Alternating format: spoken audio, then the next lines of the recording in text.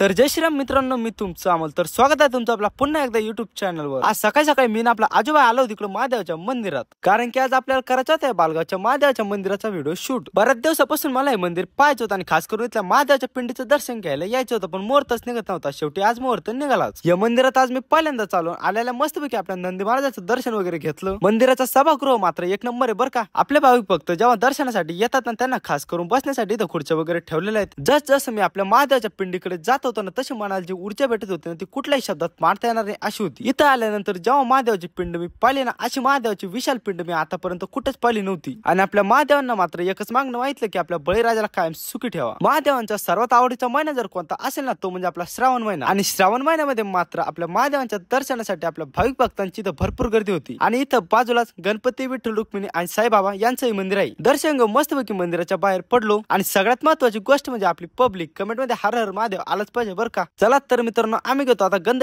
लावून आणि जातो आता घरी. तोपर्यंत तुम्ही करून टाका आपल्या युट्यूब चॅनलला सबस्क्राईब. धन्यवाद.